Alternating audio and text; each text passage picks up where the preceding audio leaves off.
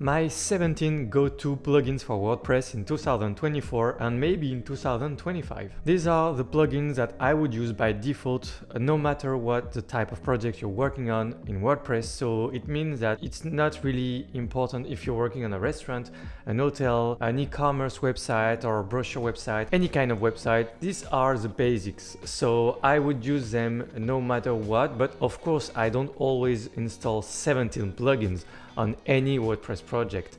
Of course not. So it all depends on my needs. On a specific project, I may use just 5 among these 17 plugins. I may use just 5 plugins, but just so you know, these are the basics that I would use depending on my needs for productivity, performance, security, and it's completely agnostic. So it means that it's not really important whether you use Elementor, Divi or Gutenberg for building your website. So let's address all these 17 plugins, but first do not forget to subscribe to this channel if you want to have more WordPress content from a French content creator. So the first one is going to be WPvivid. So this is really about the basics, guys. Obviously, this is for backup. So you should always have some form of backup system, unless you rely on your hosting for backups, but you really have to trust them.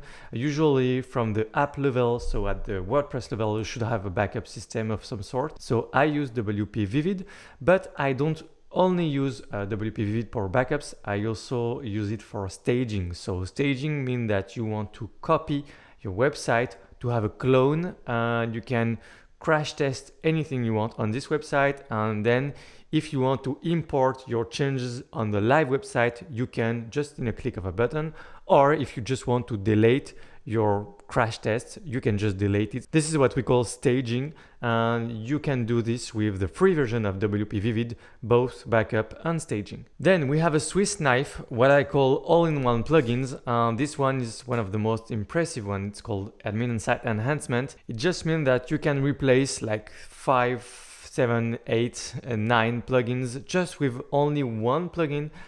Depending on what you need to do with. So let's say you want to duplicate page and post on your website, you need to install a plugin for that. Well, you don't need to do that with such a plugin. You just activate one of the many features you have within this plugin. So you have a preview here, but you have many features related to security, related to productivity, like you want to duplicate things, or you can also clean your back office by removing or not display certain things, certain items into the back office. So you can do many things. It's a very useful plugin, and I think you may use this plugin on all the different projects in the months to come. Next up is FluentSnippets. If you need to install just snippets of code, usually PHP, but not only, you can use it for JavaScript or CSS. And you can use FluentSnippets. So there are many other plugins that are really famous for that. You can use, of course, WP Code. You can use Code Snippets. FluentSnippets is a new plugin, and it's a very interesting and promising one in terms of performance and security. It's really unique, and I recommend you to check out this plugin. FluentSnippet, this would be the default plugin I use to manipulate some snippets of code. Then, of course, you need some form of anti-spam protection, because most of the times on most websites you're gonna work on, you will have spam one day or another. So I recommend to just use the basic one from WordPress itself. It's called Akismet, and it's working really well. Just know that on e-commerce website, you're supposed to pay for Akismet. I think most people don't do it, but you're supposed to for e-commerce website or commercial use in general. You're supposed to give some form of donation to pay something for Akismet. So just bear that in mind. But Akismet is a really good plugin for anti-spam protection. Let's imagine that you have a really big website. You have a lot going on. You have many pages, many posts. If you want to sort out everything, I recommend that you use a folders plugin. So a folder plugin is essentially just a plugin that allows you to have folders to organize everything. So instead of just having a big listing with all the pages, you can create folders, and you can drag and drop your pages into different folders. So you have your primary menu, you can drag and drop all your pages from your primary menu into a folder. You can do the same with some kind of sub-items, or for the page, for the footer or your legal pages, you can have a folder for that, and so on and so forth. So it's very useful. If you have a big website, I recommend to have some kind of folders here, and Wicked Folders is a really good plugin. This is the one I use for many years now. Next up, it all depends on the type of project you're working on. So if you work on a brochure site, really basic website, usually you don't really need to do that, but most of the other type of website, restaurant, hotel, e-commerce, anything, and even sometimes some form of brochure website, you need to install an SMTP connection. So you can use Fluent SMTP for that. You essentially work on the deliverability of the email that are being sent out by your WordPress website. If you want to be sure that it doesn't land on the spam folder, you need to install such a plugin. So it can be Fluent SMTP. It's one of the best ones out there. And I recommend this one by default. And it's only if you have emails that are being sent out by your WordPress website. Next up, we have a Loco Translate, and Loco Translate is more useful than it seems to be because, well, essentially for me as a French webmaster, most of the time, many plugins are not really well translated in other languages, depend on the plugin. But for French, many plugins, we still have works to do, you know, to have good translation. And I know it's not really important for you, most of you guys, because you're working in English, but it's not the case for all of us, and it's not the case for me, and we need a plugin for that. And the one by default that I would use is, of course, Loco Translate. So just check this plugin out. It's a very useful plugin because you can basically translate anything everywhere on WordPress. And the most important part, of course, is for your visitors. Then if you need SEO, I recommend to check out Slim SEO. It's a very lightweight plugin, and it suits my needs just for basics SEO work on any type of website. And this is my default plugin. And then, and only then, if I need more features, I would recommend one of the best, most famous, most popular plugin out there. It's called RankMath, and most people would jump on RankMath. I think they jump too fast, too soon on RankMath because most of the time you just need to edit some metadata and really just do basic stuff. And Slim SEO is really good for that. So first, Slim SEO is good enough, and then if you need more, RankMath. Also, if you need a contact form plugin, it's not always the case because sometimes you have contact form. Let's say you work with Divi, you already have contact form. If you work with Elementor Pro, you have contact forms as well. And I use Cadence blocks or Spectra, doesn't matter because both of them also has contact forms. So if you need more from your contact forms, if you need a specific plugin for that because you need more advanced features, you can check out this one, FluentForms. This is the one I would use if I need more from my forms, and it's a really good form plugin. You have a form builder specific to this plugin, and you have so many features, both free and pro, so check this out. Then if we enter the territory of performance, first we have images, which is the biggest part of your performance for your website. The biggest chunk of your page size are coming from your image. So you need to have some workflow surrounding your images. Usually I prefer to compress my image and convert them to WebP before I upload them on my website. But if you have a big website, if you already have tons of images, you can work with Imagify. This is my default plugin if I need to compress on the fly all my images and convert them into WebP as well on my WordPress website. Remember that you have 3 steps if you want to optimize your image. First, you resize your image, then you compress them, then you convert them to WebP. All of these steps are included in Imagify. And if you don't use Imagify, if you use some other plugins, or if you just want to optimize the disk storage of your website, you can use such plugin, disable media sizes. Very useful. You just need to know that WordPress by default creates many different sizes of each image that you upload on the website. So if you don't want WordPress to create these images because they are eat up space, obviously, and it also eats up credits if you use compression with plugins.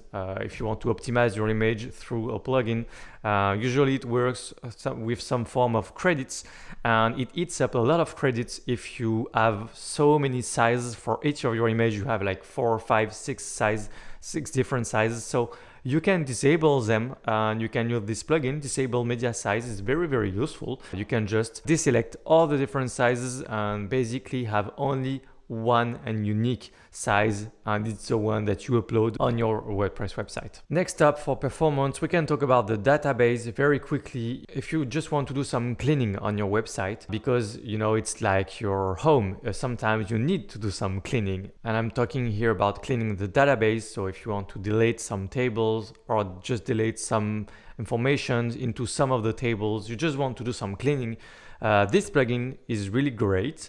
Both free and pro version as well. You can use Advanced Database Cleaner.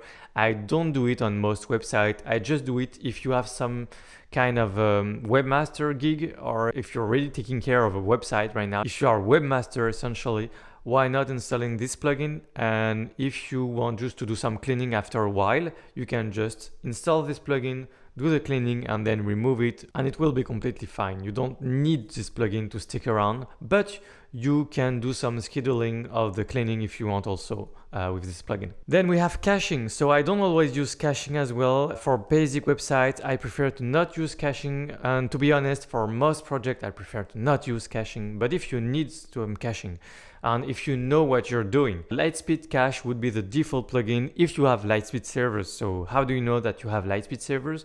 Well, just ask to your hosting, or just go to your hosting website and check out the information. You will know. Most of the time you know if you have Litespeed servers, because it's some form of marketing for them. It's really important. So they will write on the website that this is Litespeed servers. So if you have Litespeed servers, you can do this plugin.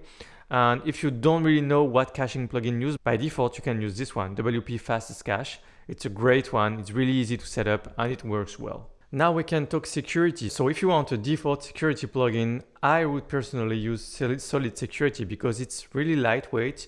You have a firewall, you have brute force protection, and you also have an integration with PatchStack in the pro version, which is really great.